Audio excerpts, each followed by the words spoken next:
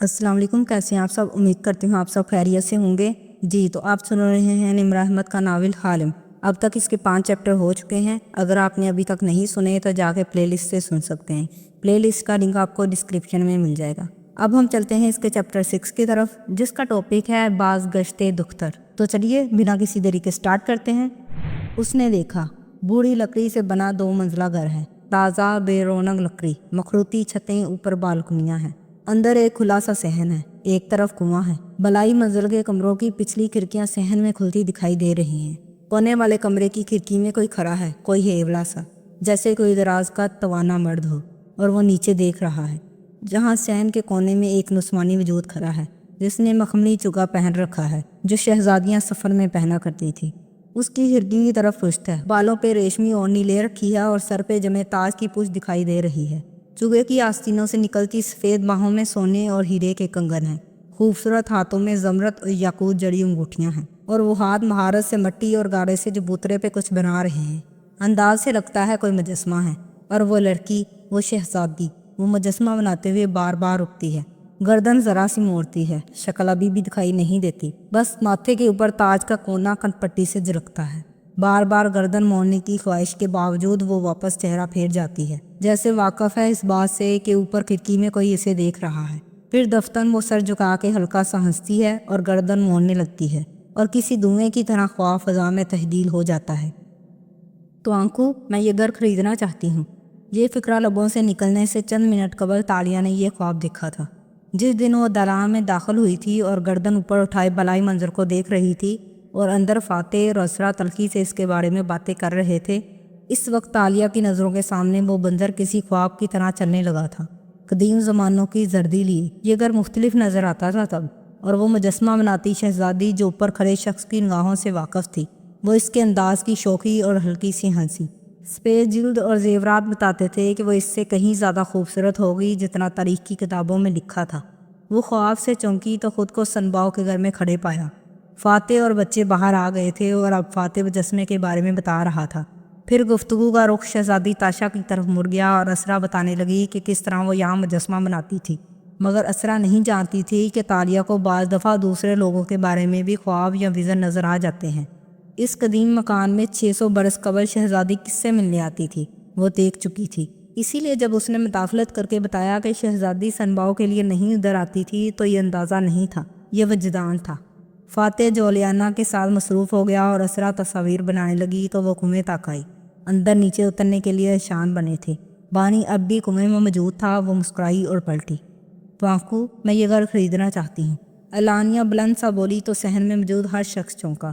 فاتح جو جھک کے بیٹی سے بات کر رہا تھا چند لمحے ساکت سا جھکا رہا، پھر سیدھا ہوا اور اسے دیکھا تو چہرہ سنجیدہ تھا۔ "ایکسکیوز می، میں یہ گھر"، اطراف میں اشارہ کیا، "خریدنا چاہتی ہوں"۔ وہ اس کی آنکھوں میں دیکھ کے مسکرائی۔ "اور تمہیں کس نے کہا تاشا کہ میں یہ گھر بیچنا چاہتا ہوں؟ آپ نے کل صبح ہی اس گھر کو مارکیٹ پہ ڈال دیا تھا۔ علاقہ کے تمام پراپرٹی ڈیلرز واقف ہیں تو میں کیوں نہیں ہوں گی؟ مگر میں تمہیں یہ گھر نہیں بیچ سکتا"۔ وہ اس سے چند قدم کے فاصلے پہ کیاری کے ساتھ کھڑا تھا۔ دونوں کے درمیان سرخ اینٹوں کا پکا صحن حائل تھا۔ "کیوں"؟ "کیونکہ تم اس کو افورڈ نہیں کر سکتی"۔ وہ ہلکا سا مسکرایا، استحضائیہ مسکراہٹ۔ "آپ کو کیوں لگا میں اس کو افورڈ نہیں کر سکتی"؟ "کیونکہ میرا نہیں خیال تمہارا بینک بیلنس اتنا ہے جتنا تم بتاتی ہو"۔ اسرا جو موبائل اونچا کیے بالائی کمرے کی تصاویر اتار رہی تھی، اس بات پہ گردن موڑ کے تادیبی نظروں سے فاتح کو دیکھا جو تالیہ کی طرف متوجہ تھا۔ "واقعی"، وہ سر کو خم دے کر سادگی سے مسکرائی، "میرا بینک بیلنس واقعی اتنا نہیں جتنا بتاتی ہوں"۔ اس کی آنکھوں میں دیکھ کے وقفہ دیا، "بلکہ اس سے کہیں زیادہ ہے تمہاکو"۔ "یعنی اثاثے چھپاتی ہو تم، پھر تو پورا ٹیکس بھی نہیں دیتی ہوگی۔ یہ دونوں جرائم ہیں۔ چھی، میری حکومت میں تم جیل جانے والے پہلے لوگوں میں سے ہوگی"۔ افسوس سے بولا اور پلٹ گیا۔ تالیہ اسے دیکھ کے رہ گئی۔ اب وہ اندر جا رہا تھا۔ وہ مذاق کر رہا تھا۔ اسرا نے تصویر اتارتے ہوئے وضاحت دی تو وہ چونکی، پھر جبراً مسکرائی۔ "وان فاتح کے ساتھ گزارا کرنا بھی ایک آرٹ ہے، نہیں"؟ اسرا ہنس دی اور سر جھٹکا۔ "وہ بہت اچھا شوہر، باپ اور سیاستدان ہے۔ خدا کرے وہ اتنا ہی اچھا میزبان بھی بن جائے"۔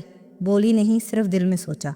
تبھی فون بجنے لگا۔ تالیہ نے نکال کے دیکھا تو ایڈم کا نام جل بج رہا تھا۔ "کانگہو کا فون ہے، نیلامی کے بارے میں جاننا چاہتے ہوں گے، میں ذرا ان کو سن لوں"۔ مسکرا کے اس پینٹر کا نام لیا جس کے بارے میں اسرا کو بتایا تھا۔ کہ نیلامی پہ مدعو کر رکھا ہے، اور فون کان سے لگائے بیرونی دروازے کی طرف بڑھ گئی۔ ہاں بولو۔ گھر سے باہر نکلی تو سڑک پہ اکا دکا گاڑیاں گزر رہی تھیں۔ ارد گرد شاپس اور ریسٹورینٹ بنے تھے۔ ٹھنڈی سی چھایا میں گڑی صاف ستھری سڑک جس پہ قدیم گھروں کو سرخ سفید پینٹ کر کے ڈولز ہاؤس کی طرح نیا بنا دیا گیا تھا۔ دکانوں کے آگے چھتریاں لگی تھی جہاں لوگ کرسی میزوں پہ بیٹھے چائے قہوے پی رہے تھے۔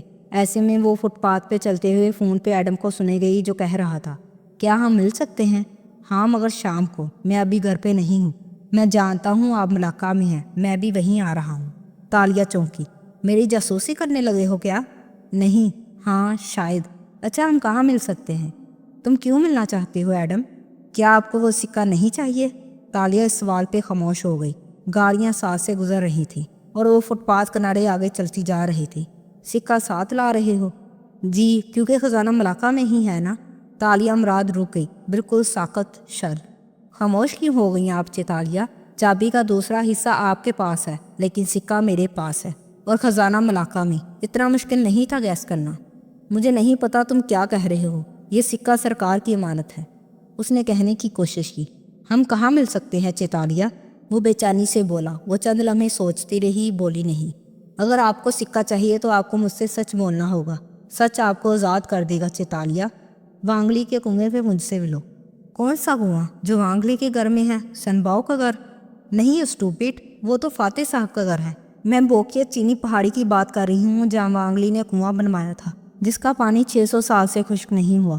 557 سال چیتالیہ، اور اس کو وانگلی کا کنواں نہیں کہتے، یہ نام سیاحوں نے غلط علام کر رکھا ہے۔ وہ کنواں وانگلی نے شہزادی یانسوفو کے لیے بنوایا تھا، اس کو یانسوفو کا کنواں کہتے ہیں۔ تمہیں اتنا کیسے معلوم ہے؟ کیا آپ کتابیں نہیں پڑھتی چیتالیہ؟ وہ گہری سانس لے کر بولا تھا۔ اب اس کا کیا کروں؟ کال ختم کر کے وہ وہیں فٹ پاتھ کنارے کھڑی سوچتی رہی۔ پھر مڑی تو سامنے ایک دکان کے آگے تنی چھتری تلے کرسیاں میزیں بچھی تھیں۔ وہاں آمنے سامنے دو بوڑھے بیٹھے شطرنج کی بساط درمیان میں رکھے غور و فکر کر رہے تھے۔ وہ آگے آئی اور ان کے عین سر کے اوپر جھکی سوچتی نظروں سے بساط دیکھی۔ اگر سیاہ والی فوج اپنے اس پیادے کو ایک قدم چلائے، 2 انگلیوں سے پیادہ اٹھایا تو دونوں نے چونک کے گردن اٹھائی۔ سفید ہیٹ والی لڑکی بورڈ کو دیکھتے ہوئے کہہ رہی تھی، اور سفید فوج اپنے پھیلے کے ذریعے اس سیاہ گھوڑے کو مار دے تو سیاہ رخ اس پھیلے کو مار دے گا، اور سفید پیادہ یوں چل جائے تو سیاہ ملکہ کا راستہ صاف ہو جاتا ہے۔ اور یہ کر دیا سیاہ ملکہ نے سفید بادشاہ کو شہمات۔ اس نے جھکے جھکے 2-3 گور چلائے اور سیدھی ہو کر مسکرائی، پھر سیاہ فوج کے بوڑھے مالک کو دیکھا جو ہکا بکا بیٹھا تھا۔ ہر وقت دفاعی انداز میں کھیلنا اچھا نہیں ہوتا۔ جب آپ کو لوگ کونے سے لگاتے تو جارحانہ حکمت عملی اپنانا پڑتی ہے، پیادے کو ملکہ بننا پڑتا ہے۔ You are welcome uncle. Head کو ترچھا کرتے ہوئے سر جھکا کے تعظیماً بولی اور مڑ گئی۔ سفید فوج کا مالک برا پریشان سا بساط کو دیکھ رہا تھا۔ مگر میرا دوسرا سفید گھوڑا تو راستے میں حائل تھا، وہ کہاں گیا؟ اور فٹ پاتھ پہ آگے بڑھتی تالیہ نے مٹھی میں دبایا سفید گھوڑا مسکرا کے فضا میں اچھال دیا۔ ایمانداری سے بھی کوئی جیت سکتا ہے بھلا، وہ بھی اس دنیا میں۔ اب وہ واپس سرخ لکڑی کے روغن زدہ گھر کی طرف جا رہی تھی۔ اسے اسرا سے اجازت لے کر ہوٹل جانا تھا اور شام کو خزانے کے بارے میں اگلا لاہ عمل تیار کرنا تھا۔ یہ تو طے تھا کہ وہ خزانہ نہ لیے بغیر ملاقہ سے واپس نہیں جائے گی۔ سنباؤ کے گھر کے دروازے کے سامنے وہ رکی اور گردن اوپر اٹھائی۔ بلائی کمروں کی بالکنیاں سڑک کی طرف کھلتی تھیں۔ اندر صحن میں ان کمروں کی کھڑکیاں تھیں جہاں سے شہزادی مجسمہ بناتے وقت اوپر موجود شخص کو دیکھتی تھی۔ مگر کیا وہ یہاں بالکنی میں بھی بیٹھتا ہوگا جب دور سے گھوڑے پہ شہزادی تاشا آتی ہوگی؟ اس نے گردن موڑ کے شمال کی سمت دیکھا۔ ابھی تو یہاں دکانیں تھیں اور ان کے پیچھے کچھ دکھائی نہ دیتا تھا، لیکن وہ جانتی تھی کہ محض چند میل کے فاصلے پہ ملاقہ سلطنت کا محل واقع تھا۔ جو ملک آج ملیشیا تھا وہ کسی زمانے میں ایک بڑا سا ملک تھا جو ملاقہ سلطنت کہلاتی تھی۔ ملیشیا کے آس پاس کی ریاستیں بھی اس میں شامل تھیں۔ 16ویں صدی میں جب ملاقہ پہ پرتگال نے قبضہ کیا تو اس محل کو جلا ڈالا۔ پھر ڈچ آئے اور گزشتہ صدی میں انگریز۔ 1957 میں ملیشیا کو آزادی ملی اور اب ملاقہ اس کی صرف ایک ریاست ہے۔ محل تو صدیوں پہلے جلا دیا گیا تھا، مگر چند برس قبل ملیشیا کی حکومت نے پرانی کتابوں اور نقشوں کی مدد سے محل کا خاکہ نکالا اور اسے ہو بہو ویسا ہی تعمیر کروایا۔ اب وہ ایک میوزیم تھا۔ کسی زمانے میں شہزادی تاشا وہیں رہتی ہوگی۔ وہ بالکنی کو دیکھے گئی۔ جانے کون ہوگا یہاں جس کے لیے بندہارا کی خوبصورت بیٹی آیا کرتی تھی؟ یقیناً کوئی جڑئی مرد ہوگا۔ وہ جتنی حسین، طرحدار اور لائق تھی، کسی عام مرد کے لیے نہیں آئے گی۔ پتہ نہیں کیا کہانی ہوگی اس کی۔ وہ سوگوار مسکراہٹ کے ساتھ آگے بڑھ گئی۔ اسے معلوم تھا کہ وہ کبھی اس کی داستان نہیں جان پائے گی۔ रहा है वो गलत थी। तालिया अलविदाई कलमात कह के चली गई तो असरा ऊपर आई, बैरूनी जीने ऊपर करके बालकनी पार की और पहले कमरे में दाखिल हुई। तवक्का के ऐन मुताबिक वो वहीं मौजूद था। कमरा सादा था, एक तरफ सिंगल पलंग बिछा था, दूसरी जानिब अलमारी थी। फातेह इस वक्त दीवार के सामने खड़ा था जहाँ खिड़की थी। असरा की जानब पुछती है, वो नीचे सहन में मुजस्मे को देख रहा था। बच्चे खाना खाने बाहर जाना चाहते हैं, चलोगे? उसने नरमी से पुकारा। वो बेतवज्ही से नीचे देखता रहा। इस घर को बेचना मुश्किल लग रहा है क्या फातेह? वो इसके कंधे के पीछे आ खड़ी हुई। नीचे शहर और कुआं साफ दिखाई देता था। नहीं तो मैं यहाँ कम रहा हूँ, कभी छुट्टियों में आते तो मैं ये कमरा ले लेता था, 4-5 माह में एक आध दिन के लिए। मत ज़ाहिर करो कि तुम्हें इसको बेचने से फ़र्क नहीं पड़ता। वाकई नहीं पड़ता, बेच ही रहा हूँ, डा नहीं रहा। बाहर देखते हुए उसने शाने उचकाए।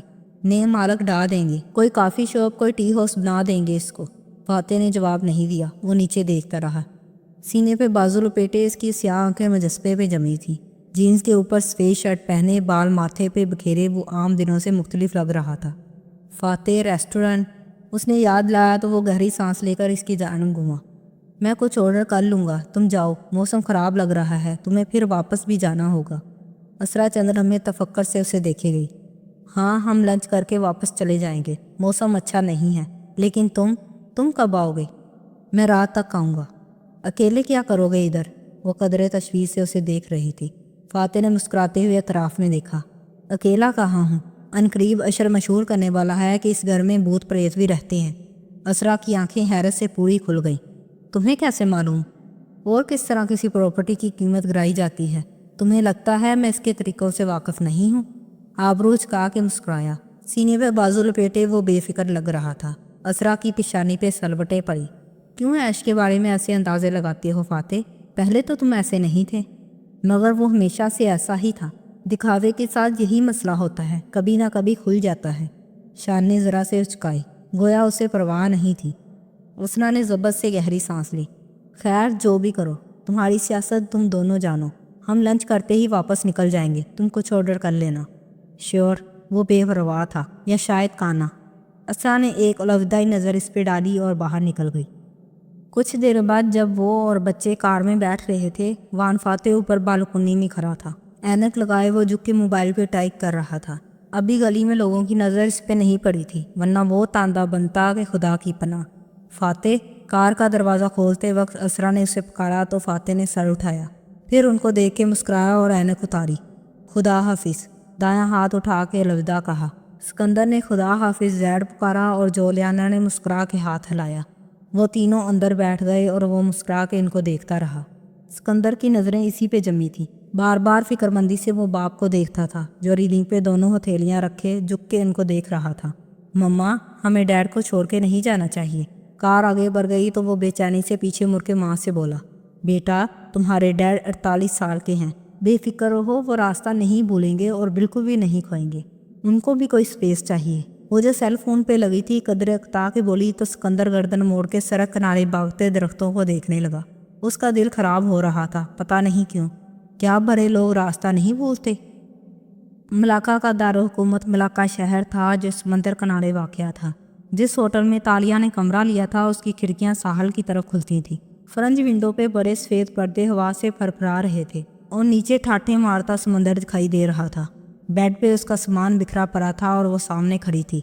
हाथ में एक बैग पैक था, जैसे स्कूल कॉलेज जाने वाले कंधों पे पहनते हैं। वो कुछ चीज़ें निकाल के इस बैग पैक में रख रही थी। रस्सी, टेप, चंद औजार, पैसे, क्रेडिट कार्ड्स, ग्लव्स। छोटे से बैग पैक को बनने के बाद वो रूम फ्रिज तक आई और अंदर से पानी की एक बोतल निकाली, एक कोला का कैन और चंद चॉकलेट्स बार। इतनी कैलोरीज?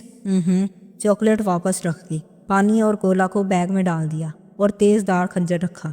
डीजर, करंट लगा के बेहोश करने का आला, काली मिर्चों का स्प्रे और ऐसे तमाम लवाजमात जो किसी भी वारदात के वक्त अपने साथ रखती थी, इसमें डाले और जिप बंद की। फिर उसे कंधों पे डाला और ख़ुद को आईने में देखते हुए सनग्लासेस आंखों पे चढ़ाई। तभी मोबाइल बचा। एडम कुएं पे पहुंच चुका था। वो उसे वहीं रुकने का कह के बाहर निकल आई। जहन तेज़ी से मुख्तलिफ मुमकिनात को सोच रहा था। मलाका के साहिल का एक हिस्सा अलग थलग सा था। यहाँ ऊंची चट्टानें थी और नीचे समंदर बहता नजर आ रहा था। लहरें उमड़ उमड़ आती और चट्टानों से सर पटक के वापस लौट जाती। यहाँ इक्का दुक्का लोग नजर आते थे। दूर तक रेत सुनसान पड़ी थी। ऐसे में एक चट्टान के ऊपर वान फाते खड़ा था। इसकी सफेद शर्ट हवा के बाइस फरफरा रही थी। वो दोनों हाथ कमर पे रखे समुद्र को देखते हुए सोगवार सा मुस्कुरा रहा था।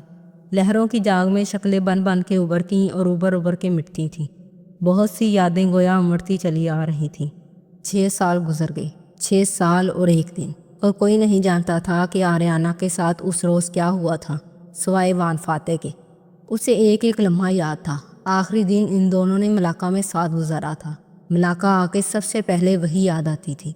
मलाका से जाते वक्त सबसे आखिर में भी वही याद आती थी। वो एक नम सुबह थी। सनबाव के घर में छाया सी थी। आसमान बादलों से ढका था। ऐसे में सहन में वो बैठी थी, नन्ही आर्याना। इस मुजस्मे के करीब पंजों के बल बैठे वो इसके पाँव देख रही थी। लंबे बाल कमर पे बिखरे थे। वो चीनी नकूश वाली गोरी सी लड़की थी जिसकी आंखें मोटी मोटी थी। वो इसकी पुश्त पे आ खड़ा हुआ। आर्याना ने गर्दन मोड़ी तो देखा, फाते मुस्कुरा के इसे देख रहा था। टी शर्ट और जीन्स पहने वो छुट्टी वाले लापरवाह हल्के में लगता था। क्या तुम्हें भी सनबाव पसंद है? वो पंजों के बल ईंटों वाले फर्श पे बैठा। आर्याना ने वापस चेहरा मुजस्मे की तरफ मोड़ लिया। डैड, क्या ये आदमी असल में था कोई?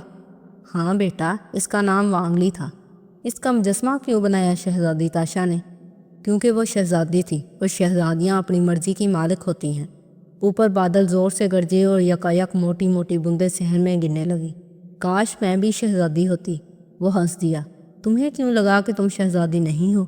सिर्फ ईंटों वाला सहन बारिश में भीग रहा था और वो दोनों पंजों के बल साथ साथ बैठे थे।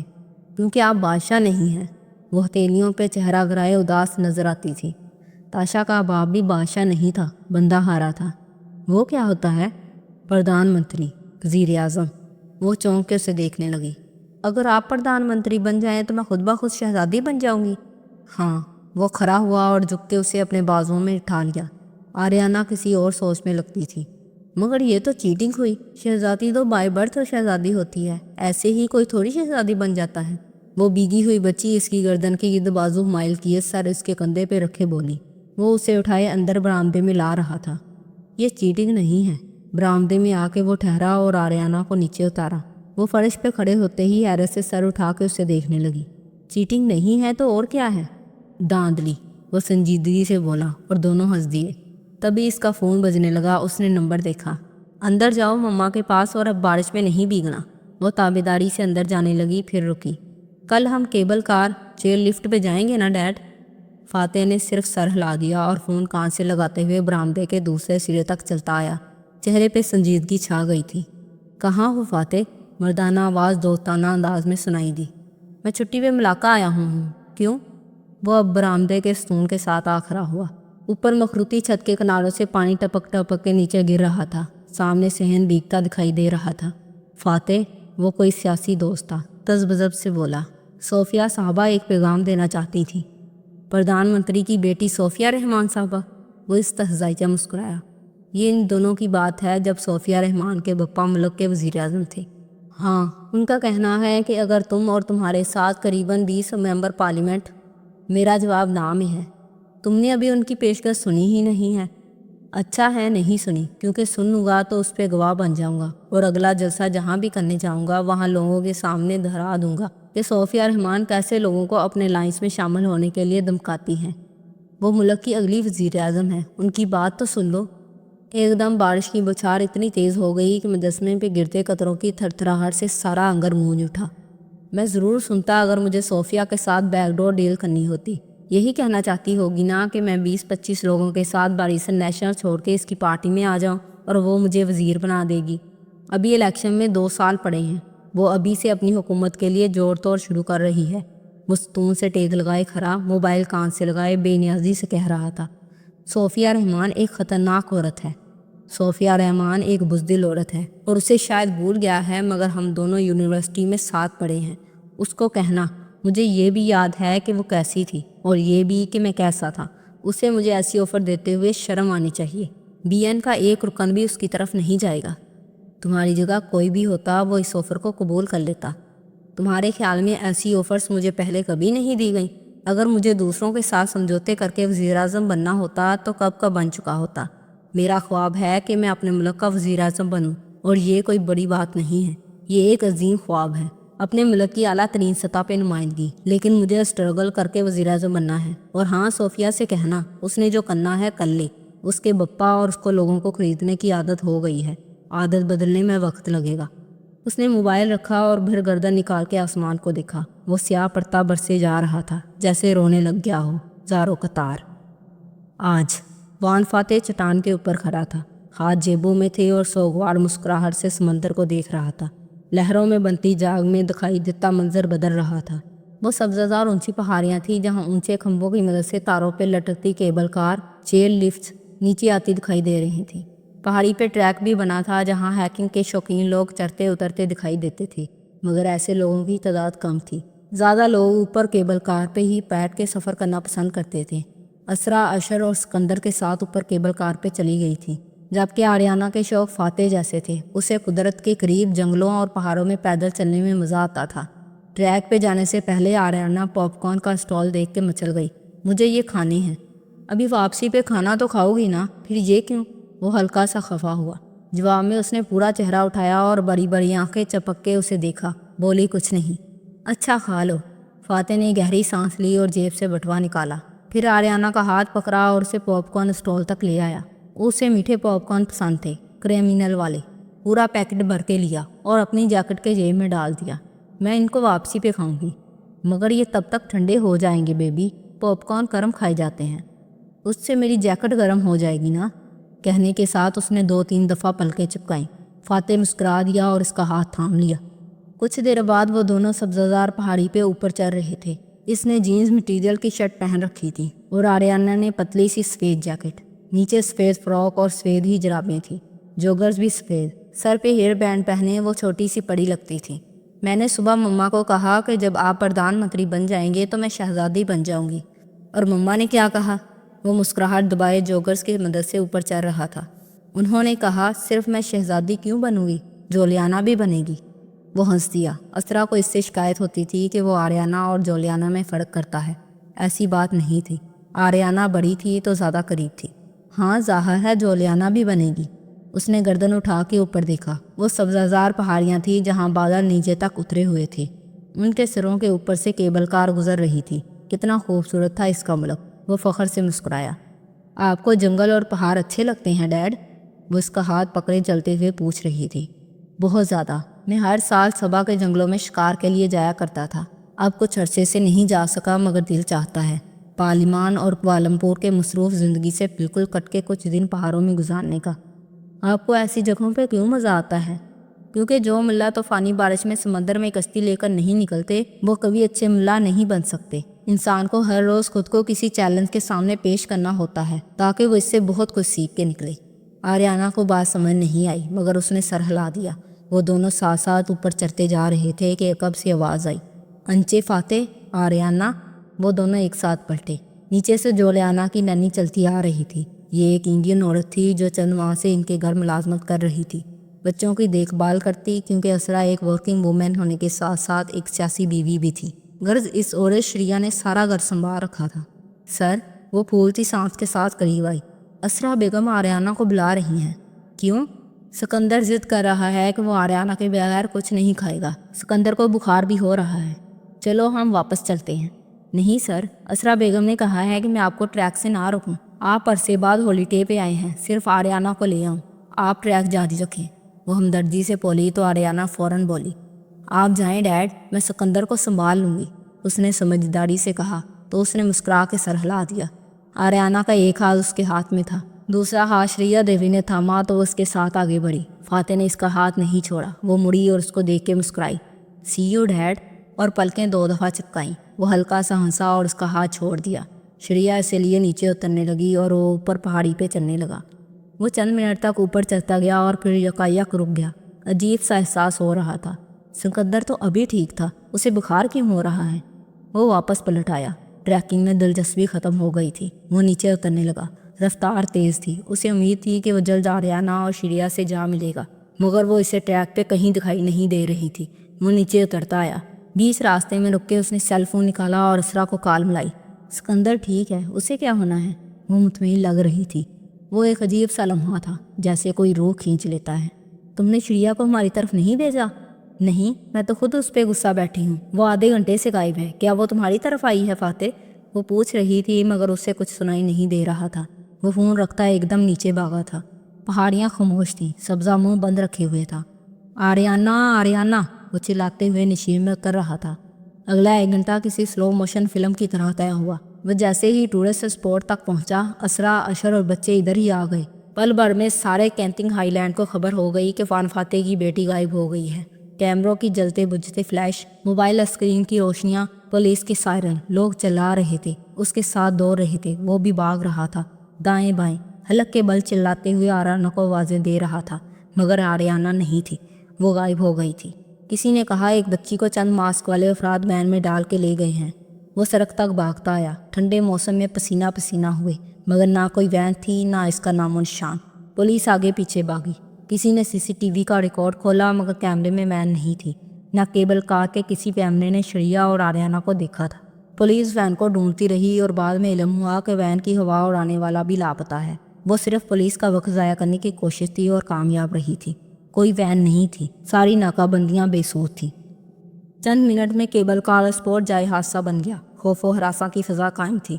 रिपोर्टर्स दरादर टीवी चैनल्स पे बयान दे रहे थे, कैमरामैन तस्वीर उतार रहे थे। अशर रोती हुई असरा को होटल ले गया, मगर वो वहाँ से नहीं गया। वो अब कैंटिंग हाईलैंड के रेस्टोरेंटों की तरफ आ गया था। आगे पीछे भागते हुए वो एक एक कमरा चेक कर रहा था। आर्याना, आर्याना, क्या वो वाकई इसका नाम पुकार भी रहा था या गला बैठ जाने के बायस सिर्फ लब हिल रहे थे? वो कुछ नहीं जानता था। सारी दुनिया ख़त्म हो गई थी और सिर्फ एक हकीकत बाकी थी, आर्याना नहीं थी। रात सरकती रही, बारिश नहीं हुई, आसमान भी छल था जैसे। पुलिस रिपोर्ट तैयार कर चुकी थी, रेस्क्यू टीमें नाकाम लौट चुकी थीं, किसी को आर्याना नहीं मिली। कभी इम्कान था कि शरिया अब तक बच्ची को लिए शहर से दूर जा चुकी होगी। वो इस वक्त एक पुलिस ऑफिसर के साथ वहीं के मुकामी रेस्टोरेंट में बैठा था। पुलिस ने उसे बाखबर किया था कि अगवाकार फ़ोन करेंगे। वो चुप बैठा रहा, खिड़की से बाहर स्याह आसमान और दूर तक फैली पहाड़ियाँ देखता रहा। उसका दिल कहता था आर्याना यहीं है, वो इन्हीं पहाड़ों में है, वो करीब है, बहुत करीब। आधी रात बीत गई। जब पुलिस ने उसे घर जाके आराम करने का कहा तो वो बिना एहतजाज के उठाया, मगर वो घर नहीं गया। वो वापस इसी टैग की तरफ चलता गया, सरसब्ज पहाड़ी पे बना रास्ता जहाँ उसने आर्याना का हाथ आखिरी दफ़ा छोड़ा था। बचपन में जब कोई शय खो जाती तो उसकी माँ कहा करती थी, चीज़ें हमेशा वहीं ढूंढनी चाहिए जहाँ वो खोई थी, वो हमेशा वहीं से मिलती हैं। पुलिस के किसी सिपाही से जो टॉर्च इसने ली थी वो इसके हाथ में थी। उसकी रोशनी अंधेर पहाड़ी पे फेंकता वो इसी जगह वापस आया, फिर वहाँ से नीचे उतरने लगा, बिल्कुल ऐसे जैसे उसने शरिया और आर्याना को उतरते देखा था। पुलिस ने ये सारा इलाका छान मारा था, मगर वो एक गुमशुदा बच्ची को ढूंढ रहे थे। वो अपनी 7 साल बेटी को नहीं ढूंढ रहे थे। वो ट्रैक से हट आया। शरिया फातेह के मुड़ते ही बच्ची को बहला फुसला के इस तरफ ले आई होगी जहाँ इसकी मदद के लिए कोई मौजूद होगा। वो इन झाड़ियों की तरफ आ गया जहाँ लोग नहीं चला करते थे। टॉर्च की रोशनी आसपास मुसलसल फेंक रहा था, अलबत्ता अब वो इसे पुकार नहीं रहा था। उसके अंदाज में एहतियात थी। दूर एक तरफ रोशनी में कुछ चमका। वो तेजी से करीब आया। क्रिमिनल लगा पॉपकॉर्न।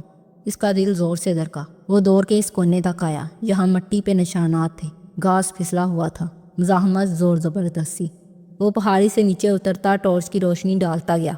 वहाँ कच्चा रास्ता बना था जिस पे ज़रा देर बाद पॉपकॉर्न का टुकड़ा गिरा नजर आता था। वो तेज तेज दौड़ने लगा, दिल जोर जोर से धड़क रहा था। इसकी फेरी टेल्स की रस्सियाँ बैठी, जाने इसने हंसल और ग्रेटल की तरह ब्रेड क्रम्ब खुद कराए थे या जेब से लुढ़कते गए थे। इसका दिल भर आ रहा था, मगर वो दौड़ता गया। वहाँ घसीटने के निशान थे, कदमों के खुरे थे, और वो रुक नहीं रहे थे। पुलिस और दूसरे लोगों को वैन के पीछे लगा के वो 2 अफराद जो इसकी बेटी को उठाए हुए थे वो इस रास्ते से निकल गए थे। शरिया अकेली नहीं थी, उसके साथ इसका साथी भी था। उसने जंद काठियाँ अबूर की, कुछ पर नाले फलांके और दौड़ता हुआ नीचे उतरता गया। पॉपकॉर्न अब ख़त्म हो चुके थे। ऊंची नीची घाटियाँ अंधेरे में डूबी थीं। आर्याना, वो चीखा। टॉर्च चारों तरफ में डाली, वहाँ कोई नहीं था। वो जंगल सा इलाका खामोश पड़ा था। एक तरफ सड़क दिखाई देती थी, वहाँ एक कार खड़ी थी। वो दौड़ के इस तक आया। रास्ते में बार वगैरह लगी थी, मगर उसने उसे फलांक लिया। कार लॉक्ड थी और खाली थी। अगर ये अगवा कारों की कार थी तो वह वापस क्यों नहीं गए? वो अभी तक पहाड़ों में क्यों छुपे हुए थे? वो दोबारा से पहाड़ी की तरफ आया और उसे पुकारते हुए नीचे उतरने लगा, आर्याना, आर्याना। मगर अंधेरे में डूबे पहाड़ खामोश रहे। वो सब जानते थे, मगर गम बांटने के आदी ना थे, इसीलिए सख्त और ऊंचे थे। नीचे एक छोटा सा झरना बह रहा था। वहीं थकहार इसके किनारे बैठ गया। इर्द गिर्द हशरात अलर्ट रेंग रही हैं या कोई जंगली जानवर इस तरफ आ सकता है, इसे परवाह ना थी। वो बस वहीं बैठा रहा। फिर रात की स्याही में सूरज की किरणें गुलने लगी और पहाड़ रोशन होने लगा तो वो उठ खड़ा हुआ और निडाल कदमों से वापस ऊपर चलने लगा। वो जो पूरी रात की ख्वारी और ठोकरों के बावजूद नहीं मिली थी, वो वापसी के चंद कदम उठाने पे मिल गई थी। एक दरख्त की कोह में वो लेटी हुई थी। दूर से इसे देख के फातेह ठहर गया, बिल्कुल साकत जामद। इसका चेहरा दूसरी तरफ था। सफ़ेद स्कर्ट ब्लाउज और ऊपर जैकेट पहनी वो लेटी हुई नजर आती थी। पहलू में डले हुए बाजू के साथ पॉपकॉर्न बिखरे थे, साथ ही खून बहता नजर आ रहा था। वो मन मन के कदम उठाता करीब आया और घुटनों के बल आर्याना के पास बैठा। फिर आहिस्ता से उसका चेहरा अपनी तरफ मुड़ा। इसका चेहरा साफ था, आंखें जरा सी खुली थी, मगर चेहरे पे एक खराश भी न थी। सर का पिछला हिस्सा पिचका हुआ था, गर्दन से नीचे जिस्म बड़ी तरह मसख हो चुका था, मगर उसका चेहरा साफ शफाफ था, शहजादियों जैसा। हाँ, सिर्फ वान फातेह जानता था कि उस रोज़ आर्याना मर गई थी। सुबह फैल रही थी और जब उसने गर्दन झुका के देखा तो दूर नीचे खाई में से 2 लाशें दिखाई दे रही थीं। एक शिरिया की थी, दूसरे इसके साथी की थी। उनका मंसूबा बच्ची को यरगमाल बनाने का था, मगर पहाड़ी से उतरते हुए या तो अगवा कार फिसला था या शायद आर्याना मज़ाहमत कर रही थी और यूं वो तीनों बुलंदी से नीचे गिरे थे। आर्याना शायद 100 फीट तक किसी चट्टान पे गिरी और वो दोनों मज़ीद नीचे लुढ़कते गए थे। उनकी हलाकत मौका पे ही हो गई थी और लाशों की हालत बुरी थी। मगर फातेह ने फिर से आर्याना को देखा। आर्याना का चेहरा साफ और निखरा हुआ था, लब हल्की मुस्कुराहट में डले हुए थे। शायद वो इस बात पे खुश थी कि इसने अगवा कार को धक्का दिया है, मगर धक्का खाते ही वो आर्याना को साह लेकर गिरा था। वह तकलीफ से तरक तरक के नहीं मरी थी, वो इतनी तेज़ी से नीचे आन गिरी थी कि यकीनन इसकी मौत फ़ौरन हुई थी, चंद सेकंड्स में। मुस्कुराहट को लबों से जुदा होने का वक्त भी नहीं मिला था। वो पॉपकॉर्न से कैरेमल की खुशबू अभी तक आ रही थी। वो कभी ज़िंदगी में ऐसे नहीं रोया था जैसे इस धुंधली सुबह आर्याना के सराहने बैठ के रोया था। वो बार बार इसका सफ़ेद चेहरा चूमता, फिर सर झुकाए रोने लग जाता। हाथ खून आलूद हो गए, गर्दन आंसुओं से भीगती रही और वो रोता गया। कितने घंटे, कितने पहर वो वहाँ बैठा रहा, उसे याद नहीं। फिर वो उठा, हाथों से चेहरा साफ किया और करीब से मिट्टी खोदने लगा। अपने नाखनों से मिट्टी खोद खोद के गरा बनाया। फिर अपनी ऊपरी शर्ट उतारी, इसमें एहतियात से बच्ची के अज़ा को लपेटा। सर के नीचे इसका जिस्म ऐसा कीमा बना हुआ था कि हाथ लगाने पे ही अज़ाब बड़ी बड़ी मिट्टी की तरह बिखरने लगते थे। इस हालत में कोई इसकी बच्ची को नहीं देखेगा, ये तो तय था। आंसू बार बार आंखों से बह रहे थे, मगर अब वो बेआवाज़ थे। इसने आर्याना को गठरी सूरत कब्र में डाला, फिर नीचे उतर गया। झरने के पानी से वज़ू किया, गर्म दिल पे ठंडी फवारें मज़ीद घायल करती गईं। वापस आके कब्र के किनारे उसने आर्याना के लिए आखिरी नमाज पढ़ी। फिर बर वक्त हिम्मत मजतमा की और गरे को मिट्टी से बनने लगा। पत्थर उठा के ऊपर रखे, भारी वजनी पत्थर। कब्र बंद हो गई। आर्याना आरामदा जगह पे पहुंच गई तो वो उठा। एक नज़र नीचे देखा, जहाँ दूर कई 100 फीट नीचे 2 लाशें पड़ी थीं। उसे उनसे नफरत भी नहीं महसूस हुई। वो जानता था उनको सोफिया ने भेजा था। उनको तो सिर्फ आर्याना को अगवा करना था। वो नहीं चाहते थे कि वो मर जाए। असरा कोशर गल ले गया था। वो भी अपनी कार में सीधा केएल आ गया, किसी से मिले बगैर कमरे में गया। खून आलूद शर्ट तो आर्याना के साथ दफन हो गई थी, मगर नीचे वाली शर्ट पे भी धब्बे थे। उसने लिबास तब्दील किया और ताज़ा दम होके बाहर आया तो असरा सामने आ खड़ी हुई। वो रो रही थी, उससे पूछ रही थी कि आर्याना मिली या नहीं। मैं वहाँ गया था, वो नहीं मिली, उसने बस इतना जवाब दिया। असरा के आंसू मज़ीद तेज़ी से बहने लगे। वान फातेह अब बिल्कुल संजीदा था, चुप, खामोश। ये भी एक आर्ट था, उसने सीख लिया था। अगले चंद दिन तफ्तीश होती रही। सारे मुल्क में शोक सा था, सिर्फ आर्याना की वजह से नहीं, बल्कि इन दिनों मलेशिया की हुकूमत और बागी कम्युनिस्ट पार्टी की अस्करी लड़ाइयाँ अरूज पे थीं। बहरहाल उसने पुलिस को इस मुश्तबा कार की इतला दे दी थी और उन्होंने जल्द ही इस आदमी को ट्रेस कर लिया। उसका ताना बाना सोफिया रहमान की एक फैक्ट्री के किसी मुलाजम से मिलता था। ना भी ट्रेस होता तो सबको मालूम था ये किसी और की नहीं, हुक्मरान ख़ानदान की हरकत है। वो जानता था वो आर्याना को मारना नहीं चाहते थे, अगवा करके प्रेशर डालना मकसद था। जो हुआ वो सिर्फ एक हादसा था, मगर बहरहाल वही इसके ज़िम्मेदार थे। पुलिस को उन दोनों की लाशें भी नहीं मिली, शायद उनको गिद्ध खा गए थे, मगर उनकी गुमशुदगी और उनका सोफिया रहमान से ताना बाना मिल जाना, यही हंगामा खड़ा करने को बहुत था। جس دن پولیس کی حتمی رپورٹ سامنے آئی اس دن کمیونسٹ پارٹی کے مسلح ارکان نے فوج کے ساتھ سڑپیں تیز کر دیں۔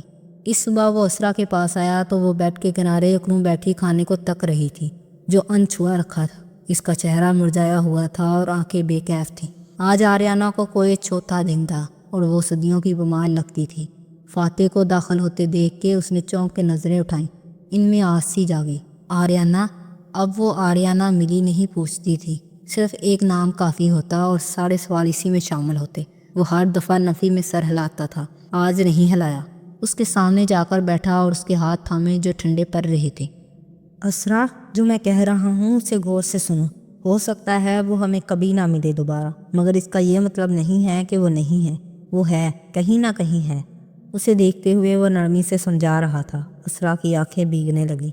اب ہمیں صبر کرنا ہے، اپنے باقی دونوں بچوں کو سنبھالنا ہے۔ 1 گھنٹے بعد رپورٹرز ہمارے گھر کے دروازے پہ موجود ہوں گے۔ ہم دونوں کو ساتھ باہر نکلنا ہے اور بڑے صبر اور حوصلے سے دنیا کو بتانا ہے کہ ہم اپنی بچی کے لیے پر امید ہیں۔ وہ کبھی نہ کبھی ہمیں مل جائے گی، مگر اس وقت ہمیں ان فوجیوں کے درد کو سمجھنا ہے جو ان جرپوں میں شہید ہو رہے ہیں۔ اسرا ایک لفظ پہ چونک گئی۔ کیا وہ ہمیں مل جائے گی فاتح؟ ہو سکتا ہے وہ ہمیں کبھی نہ ملے، لیکن مجھے یقین ہے وہ کسی اور کو مل جائے گی۔ کسی نے اسے سنبھال لیا ہوگا اور وہ وہاں خوش رہے گی۔ وہ کچھ اور کہہ رہا تھا مگر اسرا کو اس بات نے نئی امید دی تھی۔ اس نے آہستہ سے آنکھیں صاف کی۔ وہ زندہ ہے، مجھے یقین ہے، وہ ہمیں مل جائے گی۔ اس نے کہتے ہوئے ٹرے اپنے قریب کی تو آنکھیں پھر سے اگل پڑیں۔ وہ خاموشی سے اسے دیکھتا رہا۔ وہ جانتا تھا وہ اسرا کو وہ سب نہیں بتا سکتا جو اس نے دیکھا تھا۔ وہ سچ میں جھوٹ کی آمیزش نہیں کر سکتا تھا اور اسرا سچ سننے کی تاب نہیں رکھتی تھی۔ اس وقت خوان فاتح کو سچ چھپا دینا ہی بہتر لگا تھا۔ اسے لگا تھا یہ جھوٹ نہیں ہوتا، مگر یہ کچھ تو ہوتا ہے نا۔ جاگ میں ابھرتے ڈوبتے مناظر تیزی سے تبدیل ہو رہے تھے۔ فاتح چٹان پہ کھڑا لہروں کو پتھروں سے سر پٹکتے دیکھتا رہا۔ اس کی مسکراہٹ کی سوگواریت ہنوز قائم تھی۔ اگلا منظر جو پانی کی سطح پہ چمکنے لگا وہ اس کے بیڈ روم کا تھا۔ وہ سنگار میز کے شیشے کے سامنے کھڑا تھا، باہر سے اشر آواز دے رہا تھا۔ ابنگ رپورٹرز پہنچ چکے ہیں۔ وہ آئینے کے سامنے کھڑا تھا، بلیک پینٹ پہ سفید شرٹ پہنے ہوئے جس کے کالرز کھڑے اور کف کھلے تھے۔ آ رہا ہوں، اس نے جواباً کہا تو اشر دروازے سے ہٹ گیا۔ فاتح نے کف کے بٹن بند کرنے شروع کیے۔ پہاڑی کے دامن میں سرخ مایا میں بھیگی لاش نظروں کے سامنے گھومنے لگی۔ اس نے دوسرے کف کا بٹن کاج میں ڈالا۔ وہ 2 زانوں بیٹھے جھک کے اس کا سفید چہرہ چوم رہا تھا، آنکھوں سے آنسو بہہ رہے تھے۔ فاتح نے خوش آنکھوں سے آئینے میں اپنا عکس دیکھتے شرٹ کا نچلا بٹن بند کیا۔ وہ ہاتھوں سے ناخنوں سے زمین کھود رہا تھا، آنسو برابر مٹی پہ گر رہے تھے۔ 2 3 اس نے اوپری بٹن بند کیا اور ٹائی اٹھائی۔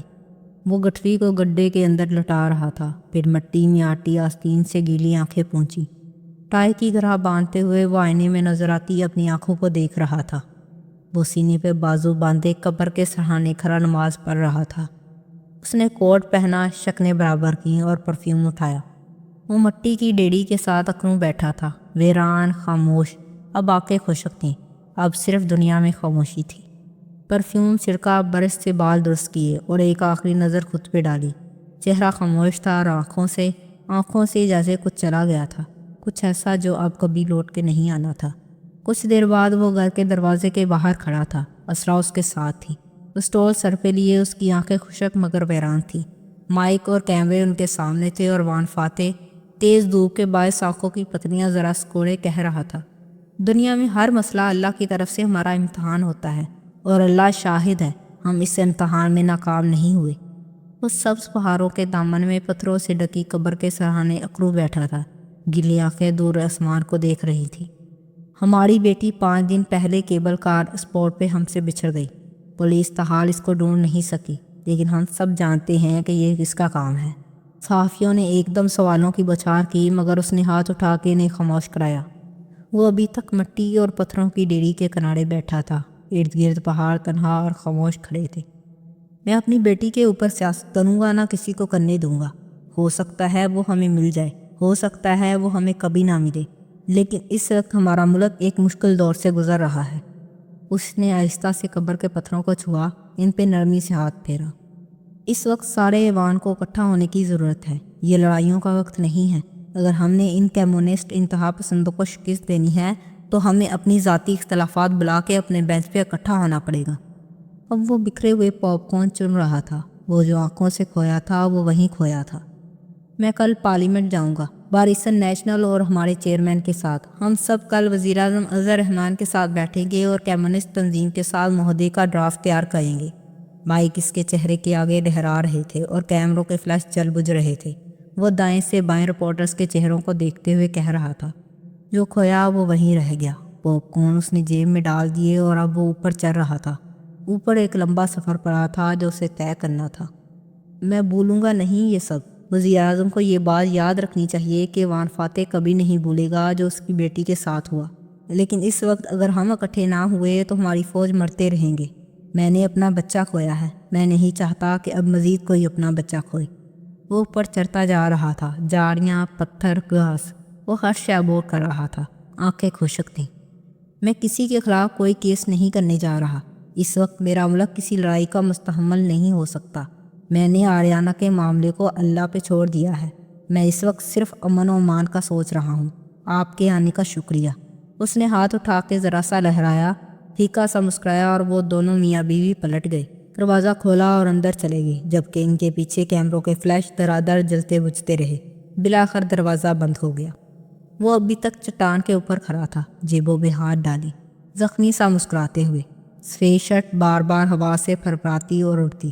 وہ پاپ کارن کے ٹکڑے اس نے کسی تبرک کی طرح اپنے پاس سنبھال رکھے تھے۔ 2 دانے اس کے والٹ میں ہوتے تھے۔ گزرتے ماؤں سال نے ان کو سکھا دیا تھا مگر وہ موجود تھے۔ دور ایک ملے نوجوان کسی بوڑھے بالوں والی فورنر لڑکی کے ساتھ ساحل پہ چلتا آ رہا تھا۔ وہ دونوں باتوں میں مگن تھے۔ یکایک لڑکے کی نظر چٹان پہ کھڑے فاتح پہ پڑی تو اس کا منہ کھل گیا۔ یہ وان فاتح ہے؟ بے یقینی سے بولا تو لڑکی نے ماتھے پہ ہاتھ کا جچا بنا کے اس جانب دیکھا، پھر ناک کوڑی۔ تم لوگ اس آدمی کے لیے اتنے پاگل کیوں ہو؟ کیا اس لیے کہ وہ وجیحہ اور خوبصورت ہے؟ نوجوان نے برا منہ بنا کے اسے دیکھا۔ وہ ایک اچھا اور ایماندار سیاستدان ہے۔ ہمارے ملک میں اس طرح کے بہت سے سیاستدان ہوتے ہیں جو اتنے ہی نیچرل اور ایماندار ہوتے ہیں۔ اس آدمی میں ایسا کیا ہے جو تم لوگ اس سے اتنی محبت کرتے ہو؟ میں تمہیں جج نہیں کر رہی، صرف پوچھ رہی ہوں۔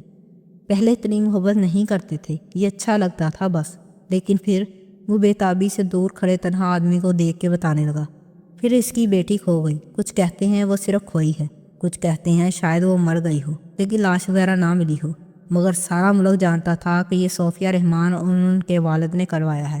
اس وقت ملک میں ویسے ہی انتشار پھیلا تھا۔ اگر وان فاتح چاہتا تو حکومت گرانے کے لیے سڑکوں پہ آتا، لوگوں کو اکٹھا کرتا، مگر اس نے ایسا نہیں کیا۔ وہ ڈیوائڈنگ فورس نہیں بنا، اس نے لوگوں کو اکٹھا کیا، خود کو مظلوم بنا کے نہیں پیش کیا۔ وہ سروائیور بن کے سامنے آیا۔ اس نے بیٹی کے نام پہ ووٹ نہیں مانگے۔ سیاستدان اپنے خاندان کی اموات یا حادثوں کو کیش کرواتے ہیں ساری دنیا میں، مگر اس نے ایسا نہیں کیا۔ اس نے ملک کو ٹوٹنے نہیں دیا۔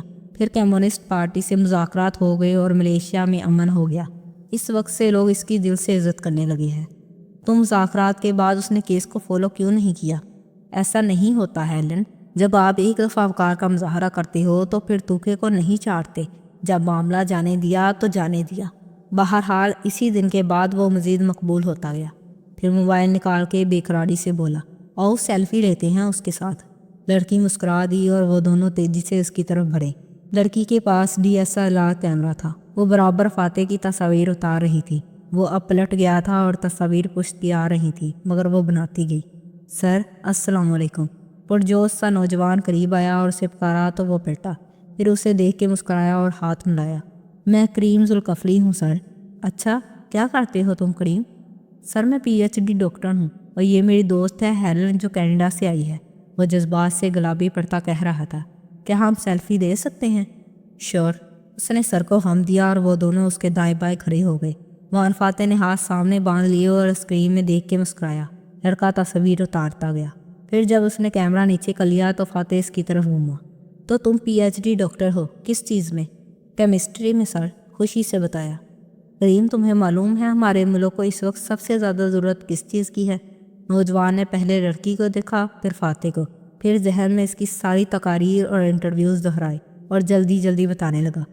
دھاندلی کے بغیر صاف شفاف انتخابات کی اور کرپشن سے پاک مضبوط اداروں کی اور حکمرانوں کے احتساب کی۔ فاتح ایک دم کھل کے ہنس دیا۔ کریم محظوظ انداز میں اس کے کندھے پہ ہاتھ رکھا۔ میں کہہ رہا تھا کہ ہمیں اس وقت تم جیسے پڑھے لکھے نوجوانوں کی سیاست میں ضرورت ہے۔ پھر اس کا کندھا تھپکا اور مسکرا کے آگے بڑھ گیا۔ وہ دونوں لاجواب سے دم بخود سے اس کو جاتے دیکھ رہے تھے۔ جیبوں میں ہاتھ ڈالے وہ توانا اور مضبوط آدمی اب ریت پہ دور جاتا دکھائی دے رہا تھا۔ اسی لیے ہم اس سے محبت کرتے ہیں، لڑکی نے نوجوان کو کہتے سنا تو سر کو جنبش دی۔ الفاظ ختم ہو گئے تھے۔ ساحل پہ چند سیاحوں نے اسے دیکھ لیا تھا اور اب وہ دوڑ دوڑ کے اس کے پاس آ رہے تھے۔ فاتح مسکرا کے تصاویر بنوانے رک گیا تھا۔ دوپہر کا سورج اب ڈر رہا تھا۔ بوکیت چینا چینی پہاڑی ایک اونچی پہاڑی تھی جو سیاحوں کا مسکن تھی۔ یہاں صدیوں پہلے چینی شہزادی یان سوفو کا محل ہوا کرتا تھا اور ایک کنواں بھی جو اس کے لیے سنباؤ نے کھدوایا تھا۔ شہزادی یان سوفو چینی بادشاہ کی بیٹی تھی جسے اس کے باپ نے کنیزوں اور خادموں کے ساتھ مراکہ کے سلطان مرثد سے شادی کرنے بھیجا تھا۔ سلطان نے ان کے آتے ہی یہ پہاڑی اور ان کے محلات چینی لوگوں کے لیے مختص کر دیے تھے۔ شہزادی سلطان سے شادی کر کے ملکہ بن گئی جبکہ اس کی کنیزوں اور باقی دستے نے مقامی لوگوں سے شادی کی اور یہیں آباد ہو گئے۔ وہ کنواں وانگلی نے شہزادی کے لیے کھدوایا تھا۔ جب شہزادی سلطان سے شادی کے لیے آئی تو بادشاہ نے وانگلی کو بطور خاص چین سے ملاقہ شہزادی کے ہمراہ روانہ کیا تھا۔ کنواں اب ایک سیاحتی مرکز تھا اور کہتے تھے جو اس میں ایک دفعہ سکہ چھالتا ہے وہ دوبارہ ملاقہ ضرور آتا ہے۔ تالیہ نے البتہ سکہ نہیں چھالا تھا۔ وہ کنویں کے کنارے خاموش کھڑی تھی، گھٹنوں تک آتی فراق نما قمیض پہ منی کوٹ پہن رکھا تھا۔ ارد گرد سیاہ گھوم پھر کے تصاویر اتار رہے تھے اور دوسری متبرک اشیاء دیکھ رہے تھے۔ چیتالیہ، ایڈم کی آواز پہ وہ پرسکون سی پلٹی۔ وہ سادہ سا ملی لڑکا سامنے کھڑا تھا، عام سی پینٹ شرٹ پہنے، چہرے پہ سفر کی تھکان، آنکھوں میں سنجیدگی۔ تالیہ سے عمر میں 4-5 سال چھوٹا ہی ہوگا۔ اسے اس پہ غصہ نہیں آیا، بس کندھے اچکا کے بولی، کیا چاہتے ہو؟ میرے پاس سکہ ہے، آپ کے پاس دوسرا ٹکڑا، آپ کیا چاہتی ہیں؟ تم مجھے سکہ دے دو، میں سرکار سے تمہیں بونس دلوا دوں گی۔ یعنی آپ واقعی رائل ملیشیا پولیس کی آفیسر تاشا ہیں؟ اس نے شک و شبہ سے آنکھوں کی متلیاں سکوڑی۔ ہاں ایڈم، اور وان فاتح کی حفاظت کے ساتھ ساتھ مجھے اس خزانے کو بھی ڈھونڈنا ہے جس کی وجہ سے لوگ فاتح صاحب کے پیچھے پڑے ہیں۔ وہ پراعتماد تھی، لہجہ بھی نرم تھا۔ ایڈم کا یقین ڈاواڈول ہونے لگا۔ اور خزانہ کہاں جائے گا؟ سرکار کی امانت ہے تو ظاہر ہے سرکار کے پاس جائے گا، مگر خزانہ ڈھونڈنے پہ ہمیں انعام میں معاوضہ بھی ملے گا۔ تو مزید کوئی آفیسر کیوں نہیں ہے آپ کے ساتھ؟ تالیہ کے ماتھے پہ سلوٹ پڑی۔ وہ 2 قدم قریب آئی اور آنکھیں چھوٹی کر کے اسے دیکھا۔ اول تو مجھے کسی دوسرے کی مدد کی ضرورت نہیں، اور دوم مجھے کسی دوسرے پہ اعتبار نہیں۔ کیوں؟ کیونکہ کوئی بھی آفیسر لالچ میں میری جان لے کر خزانے کے ساتھ فرار ہو سکتا ہے، اور آپ خود بھی تو یہ کام کر سکتی ہیں۔ اگر کر سکتی ہوتی تو اتنا بڑا کیس مجھے میرے سینئرز دیتے۔ وہ ترقی بترقی جوابات دے رہی تھی۔ ایڈم چپ ہو گیا۔ دونوں کنویں کے پاس آمنے سامنے کھڑے تھے اور ان کے اوپر آسمان پہ سورج ڈلتا دکھائی دے رہا تھا۔ میں سکہ دے دوں گا، مگر آپ مجھے خزانے کی جگہ پہ ساتھ لے جائیں گی۔ ہم دونوں خزانہ ایک ساتھ ڈھونڈیں گے اور پھر سرکار کے حوالے کر دیں گے۔ وہ سوچ کے بولا، ساتھ تھوک بھی نکلا۔ اندر کہیں وہ اس لڑکی کے رعب میں بھی تھا۔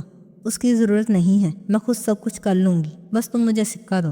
چیتالیہ، اگر آپ چاہتی ہیں کہ میں آپ پہ اعتبار کروں تو آپ کو بھی مجھ پہ اعتبار کرنا ہوگا۔ مجھے تم پہ اعتبار ہے ایڈم۔ تالیہ نے لہجہ نرم کیا۔ اسے احتیاط سے کام لینا تھا۔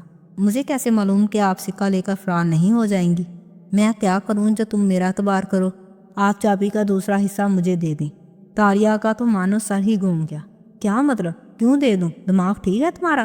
میں کچھ دیر ان دونوں کو اپنے پاس رکھنا چاہتا ہوں تاکہ یہ دیکھ لوں کہ ہم دونوں کو ایک دوسرے پہ اعتبار ہے یا نہیں، اور تم جو چابی لے کر بھاگ جاؤ۔ چیتالیہ، میں سچا انسان ہوں، دھوکہ نہیں دوں گا آپ کو، لیکن اگر آپ مجھے چابی نہیں دے سکتی تو میں کیسے یقین کروں کہ خزانے کا انعام مجھے دیں گی؟ اس بات پہ وہ چپ ہو گئی۔ میں ابھی اس سکے کے ساتھ تھانے جا رہا ہوں، لیکن اگر آپ مجھے چابی کا دوسرا حصہ تھما دیں تو میں کسی اور کے پاس نہیں جاؤں گا، آپ ہی اگلی کال کا انتظار کروں گا۔ ہم اکٹھے خزانہ ڈھونڈنے جائیں گے۔ اگر تم کسی تھانے گئے تو میرا پروجیکٹ فیل ہو جائے گا، بہت سے لوگ انوالوڈ ہو جائیں گے، اوپر والے مجھ سے خفا ہوں گے۔ جاب کے بھی کچھ پروٹوکولز ہوتے ہیں ایڈم۔ وہ چڑ گئی۔ کیا چیز تھا یہ لڑکا؟ اسے گھمائے جا رہا تھا۔ میں کسی کو نہیں بتاؤں گا کہ چابی آپ نے مجھے دے دی تھی، مگر میرا اعتبار کمانے کے لیے آپ کو یہ کرنا ہوگا، ورنہ سکہ میں نہیں دوں گا۔ وہ خاموشی سے اسے دیکھے گئی۔ وہ سکہ چرا نہیں سکتی تھی، زبردستی چھین بھی نہیں سکتی تھی۔ ایڈم کو وہ سکہ اپنی رضامندی کے ساتھ تالیہ کو دینا تھا۔ اب وہ کیا کرے؟ ایڈم کو نہیں معلوم خزانہ فاتح کے گھر میں ہے، اور اس کا خواب، اس کے مطابق وہ دونوں اکٹھے خزانہ ڈھونڈ رہے تھے، یعنی اسے اب اپنے خواب کے آگے ہتھیار ڈالنے ہوں گے اسے ایڈم کے ساتھ خزانہ شیئر کرنا ہوگا۔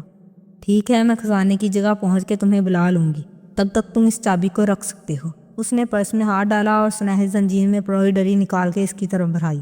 لیکن یاد رکھنا، اگر تم اس کو لے کر بھاگے تو میں تمہارا وہ شیئر کروں گی کہ تم یاد رکھو گے۔ میں دھوکے باز نہیں ہوں، امانت لوٹا دوں گا۔ اس نے زنجیر تھام لی۔ تالیہ کا دل ڈوب کے ابھرا، مگر اسے رسک لینا تھا۔ مگر یاد رکھا، تم دونوں حصوں کو آپس میں نہیں جوڑو گے، یہ کام میں خود کروں گی، سنا تم نے ایڈم؟ تم چابی کو نہیں جوڑو گے۔ تنبیہ کرتے ہوئے اس نے بریسلیٹ چھوڑ دیا۔ میں وعدہ کرتا ہوں میں اسے نہیں جوڑوں گا۔ اس نے احتیاط سے اسے اپنی جیب میں ڈال دیا۔ تم مجھے جھوٹا کہتے ہو نا ایڈم؟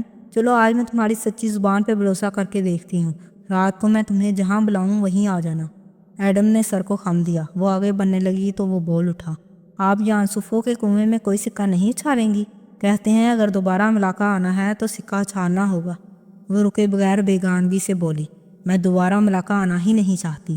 یہ کیس ختم ہو تو میں ریٹائرڈ ہو جاؤں گی، دور کسی جزیرے پہ گھر بناؤں گی بس۔ وہ اس کے قریب سے گزر کے آگے بڑھ گئی۔ کار میں واپس بیٹھتے ہی اس نے موبائل نکالا اور اسکرین پہ چند بٹن دبائے۔ ایڈم کی جیب میں جو ننھا سا جی پی ایس ٹریسر اس نے ڈالا تھا وہ آن ہو گیا تھا۔ وہ جہاں بھی جائے گا تالیہ کو معلوم ہوتا رہے گا۔ وہ کسی تھانے یا کسی مشتبہ ایڈریس پہ جائے گا تو وہ جان جائے گی۔ اس سے زیادہ کچھ بھی اس کے ہاتھ میں نہ تھا۔ وہ چابی اتنے برس بعد بھی گھوم پھر کے اس کے پاس آ گئی تھی۔ ایڈم اس کو اس سے نہیں چھین سکتا تھا۔ سوچوں میں گم اس نے کار اسٹارٹ کی۔ اس کا بیگ پیک فرنٹ سیٹ پہ خاموش رکھا تھا۔ اندر کھانے کی کوئی چیز نہ تھی، تالیہ نے رکھی ہی نہیں تھی۔ تو بس آج کے لیے اتنا ہی۔ اسٹوری کیسی لگ رہی ہے کمنٹ میں لازمی بتائیے گا۔ اگر ویڈیو اچھی لگے تو لائک کیجیے گا، چینل کو سبسکرائب کریں اور بیل آئیکن کے بٹن کو بھی دبا دیں تاکہ ہر نئی آنے والی ویڈیو کا نوٹیفیکیشن آپ کو مل جائے۔ تو ملتے ہیں بہت جلد نیکسٹ پارٹ کے ساتھ، تب تک کے لیے اللہ حافظ۔